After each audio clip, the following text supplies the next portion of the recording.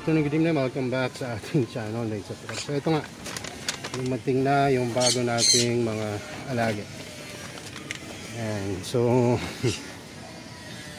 hindi po ito mura kasi ito yung nagkakahalaga ng 7K. So, hindi naman ito yung pinakamahal nating halaman dito, pero ito yung mga purchase na talagang pinag-isipan bago ikasa kasi hindi siya mura, no? So ito ay mga Helianthora. Sa tingin ko sulit na sulit naman to kasi mga import to eh. At good deal naman talaga. So ito yung pinakamahal sa kanilang tatlo. Si Helianthora. Kita nyo ba? Ayan. Helianthora Sarraceno Netes. Ayan. Patari. Ayan. Ang ibig sabihin kaya natin. Re-research natin. Ayan. So nasa, ilan ba ito? 80. Hindi ko alam kung 80 US dollar or 80 euro. Basta. Ang katumbas niya ay nasa around 4,500 pesos. So nakuha ko siya ng ganun din na price. Buti nga hindi umatras yung binalang ko nito kasi siya naman talaga yung nagpresyo. So late niya na nalaman na ang bili niya pala dito ay halos kaparehas lang ng release niya sa akin. So kaya niya binenta, sabi niya, ewan ko baka may extra na rin naman siyang propagation nito. Pero ang sabi niya sa akin, yun nga, ay hindi daw niya maparami. So ewan ko ba bakit ko binili. Pero kasi nakakaakit yung ano niya deal eh, kasi ito ay mura na yan sa 4,500. Considering na full species siya, hindi siya hybrid. Mahal kasi ang mga ganito species. Ang hybrid medyo mura kasi mas madaling, ang sabi nila mas madaling alagaan.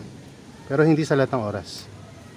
Kasi kung ang hybrid nga tapos maliit naman, mahirap rin alagaan yung mga ganon. O kaya hybrid tapos may sakit or may peste, so hindi pa rin sulit. So wait lang. Ayan, para kitang kita. So eto good size na. Dumating to kaninang launa pasado. So hindi ko muna inilabas. Maganda rin palang ano to, tutorials para dun sa mga nakakabili ng halaman sa amin, na kung ma-receive nyo yung halaman ng tanghaling tapat, huwag nyo munang buksan. Buksan nyo siya kapag medyo malamig-lamig na yung klima. Kasi biruin nyo ito, galing to sa Tagaytay lang to galing. Tapos ako Cavite lang rin, pares kami Cavite. So ang biyahe nito halos isang oras lang mahigit. Motor pa yung naghatid nito, lalamog. Pero hindi ko agad binuksan kasi talagang sobrang init kaninang tanghali. So yung halaman kapag binuksan mo agad, tapos galing sa malamig na lugar, Tagaytay, tapos binuksan mo agad na sa mainit na lugar, anong mangyayari? Kaya anong pakiramdam nyo kapag kagaling kayo sa air condition room tapos pinabili kayo sa labas na tanghaling tapat, di ba? Ang init, talagang magrereklamo kayo. Kung kayo ganun yung pakiramdam nyo, ano pa yung halaman na ito ay highland na halaman eh, itong Helianthora. So ingat kayo sa pag-unpack rin, lalo na sa inyong mga plants kasi baka ma-uproot o kaya mahulog nyo, lalo na kayo mataas-taas po yan na babagsakan. Tapos ito naman po yung Helianthora. Ito yung pangalawang pinakamahal. Hindi naman siya sobrang mahal pero mahal pa rin kasi 2,500. No? So ayan. So ang ginawa ko, dahil nga tatlo naman itong bibiling ko, nanghinga ako ng discount. Sabi niya, oh, sige sir, 7,500 na lang yan set. Kasi ito mahal rin to. Ito full species rin tong dalawang ito. Kasi ito ay Helianthora fuchsia. So although maliit pa, multiple plants naman yan, di ba?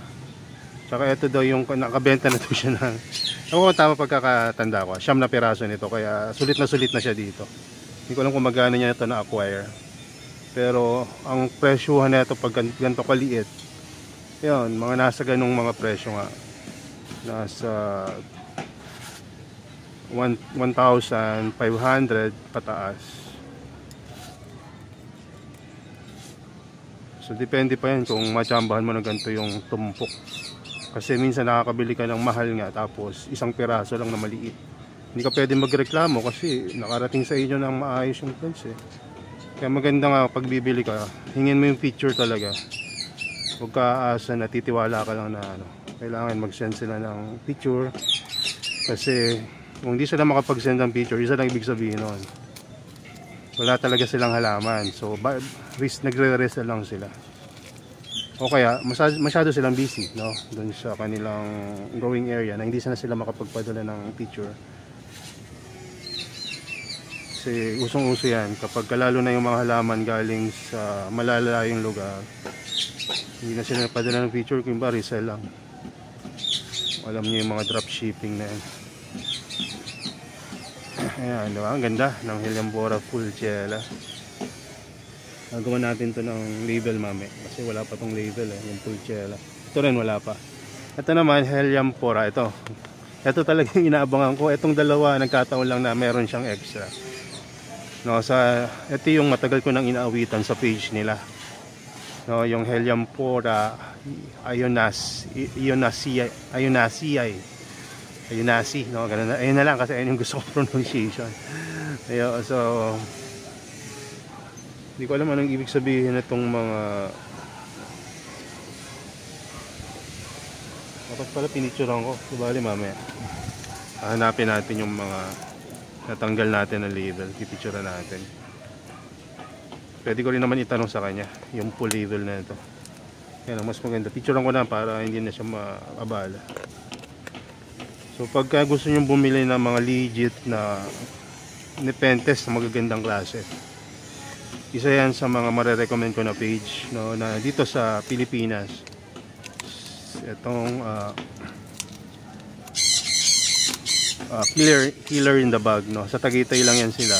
Hindi naman sila siguro nagpapapick up, puro sila Lalamove tsaka LBC yata sila or GMT.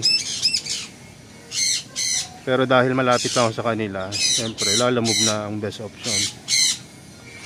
So ito yung Ionas. Ano ba naman ito? Ayan, Helianthera Ionasi. Ito, basahin nyo na lang. Ayan. So ito ano to kumbaga. So ayan, etong growth na to, tignan nyo, kakaiba. Pero gusto ko ito yung ganito kasi naka-experience na ako mag-alaga ng ganitong nangyari sa isa kong propagation. Maganda siya kasi actually dalawang growth point to, kahit dalawang picture lang to, dalawang growth point yan. Kaya nung pinakita niya sa akin, medyo nagigets ko na dahil nag-aalaga rin naman ako ng Helianthera. Mataas yung chance na mabuhay mo to. Hindi mamatay man yung unang growth point, meron ka pang isa. So ito yung parang pulse divari ba yung tawag yan. Minsan flower yung nasa taas, tapos flower stalk, tapos magkakaroon ng picture. Ito naman picture to na nagsanga, no? So yung sanga niya, another growth point yun. So maganda siya na gawing pang division. Kaya nung nakita ko to, hindi ko na tinanggihan kahit dalawang picture yan. Medyo kampante ako na mataas yung chance na mabuhay natin.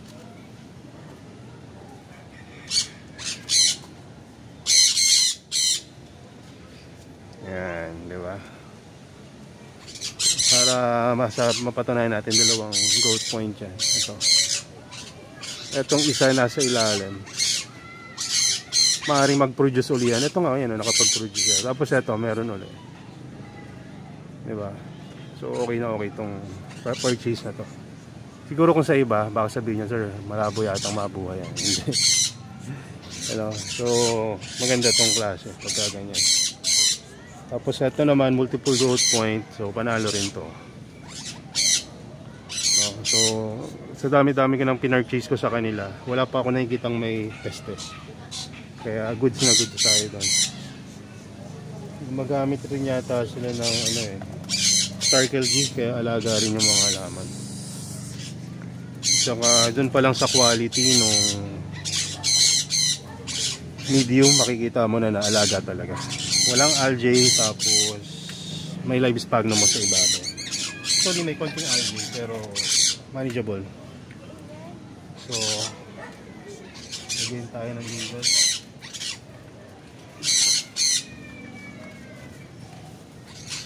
So ito yung pang label natin.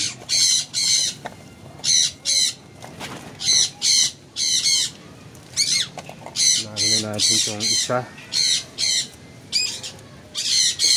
Pulchera.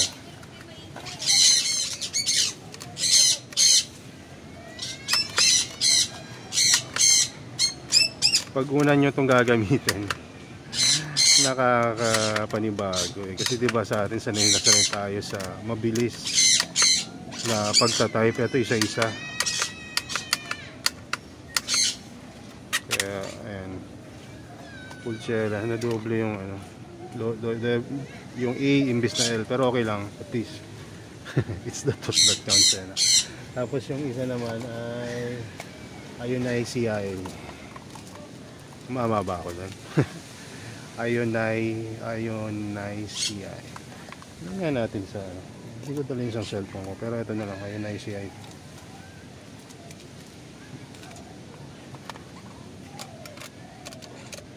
Ion.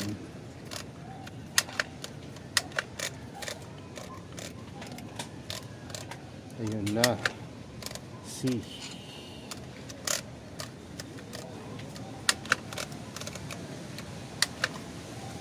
Ayan na. C. Double I yata ito eh. Pagkakaalam ko. Diba pag Beichia eh. Ano pa ba yung iba? Lowia eh. No? Ito naman Ionizei. Ewan ko bakit may I palagi. EW. Ayan, EW rin to eh. So lagyan na rin natin para kompleto. Ano maintindihan ko? MS. Code kasi to. Itong MS GES. MS GES EW. Yan, lagyan na natin. MS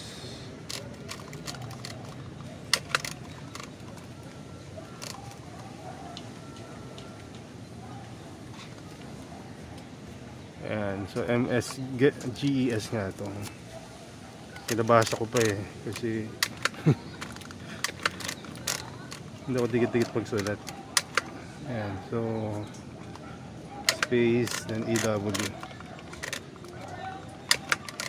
Ano ba yung EW?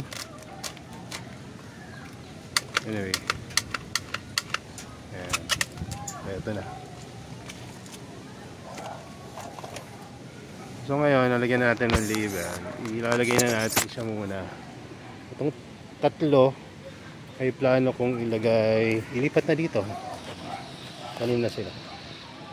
May plano pa ako, no? After na siguro ng mga 3 buwan or 2, ililipat na natin to, upgrade na natin, tataasan natin yung medium. Tapos itong lahat na Helianthora sa isang tray na siya na mas malaki dito. So sa ngayon, ito muna gagamitin natin dahil siguro hindi pa uulan eh ng ngayong araw, baka bukas pa sa ibang araw pa, kaya hindi pa tayo makapag-replant. So ang gagawin ko, isa dito, isa dyan, at isa dito. So bakit hindi ko nilagay dito sa gilid? Kasi mas mainit yung side na to. So mas humid at malamig yung area na to, kaya mas ideal na dyan siya ilagay. So para na rin malaman nyo yung kumbaga yung mga dahilan kung bakit ganun yung pagkakatanim natin.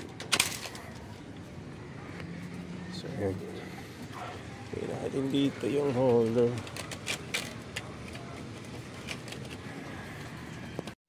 Ayan, dyan natin lalagay.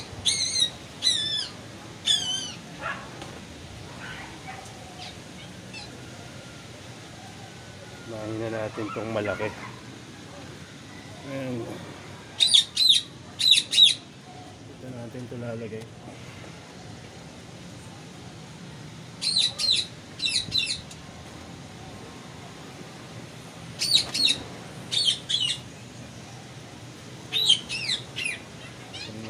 natin. Ayan, tapos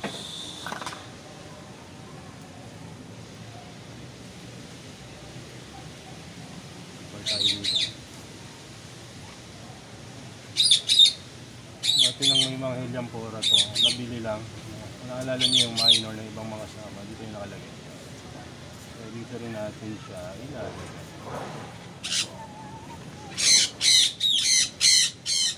Kaya yung mga mahilig magpalit ng medium, no, isipin nyo rin, no, na mas maganda rin yung mga lumang medium kasi may mga good bacteria na yan, saka tested nyo na yan eh. Kaysa magbago pa kayo ng medium.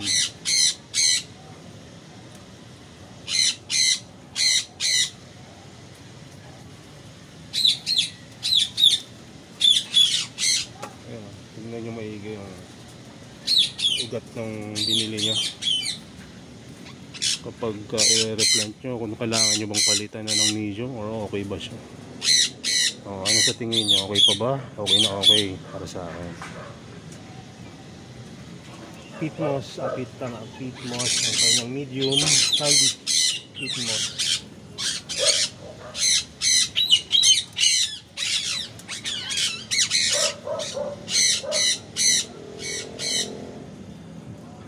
Ang taas ng medium na ito. So hindi ko na babaguhin ng medium, hindi ko na ibababa.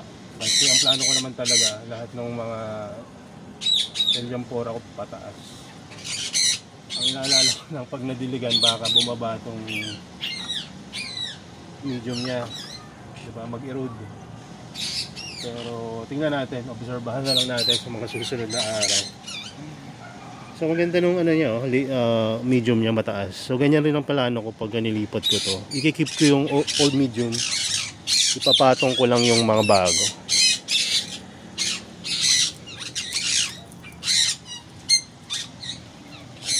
Sunod natin yung iba. So ito na yung sumunod. Ano bang ano to? Ionizia. Ionizia. So tanggal ng paso. Pwede nyo itap ng kaunti or pisil-pisilin nyo. Pag ayaw talaga, so compact siguro yung ano, manu-manuhin nyo. Ayan.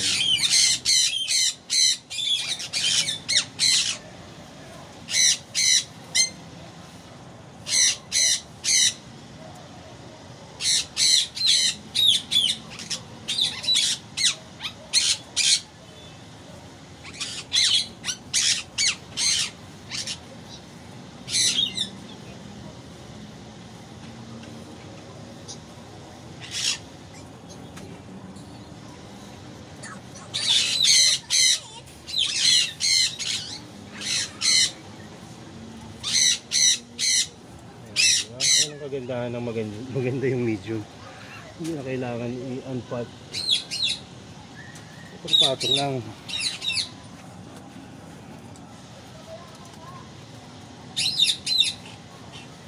Tapos ito yung panghuli, Pulchella. Lalagyan din pala natin ng label yung iba dyan mamaya.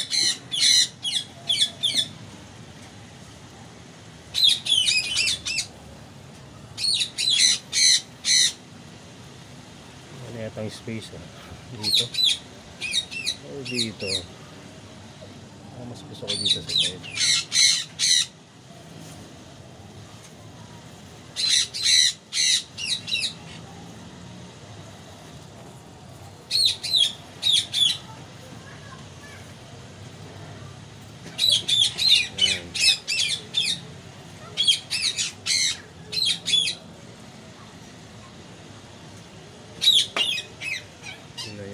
Ganda ng medium niya, oh. Talo tayo.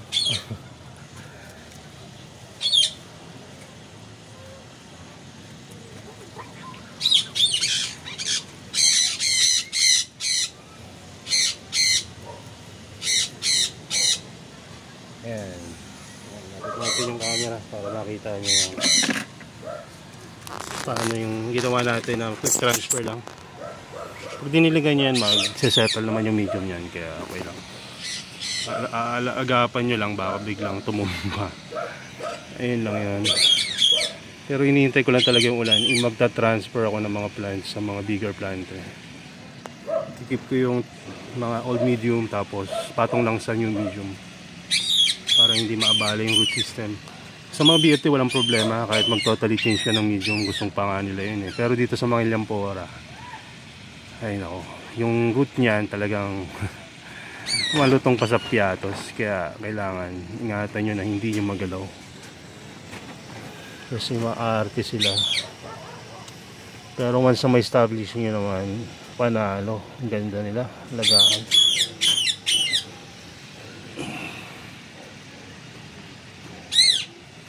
So itong dito, kumusta ito?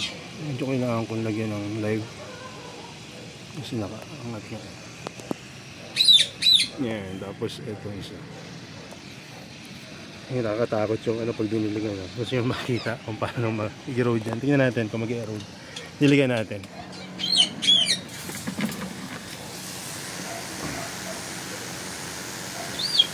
Ayan na, nag-uumpisa.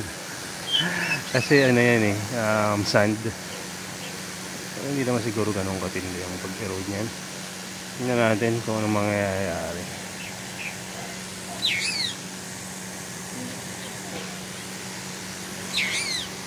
Ayan, diba? Ayos. So, nadiligan na natin. Mukhang okay naman sila. Ang hindi lang okay dito yung heterodoxia minor to. Ay, nako.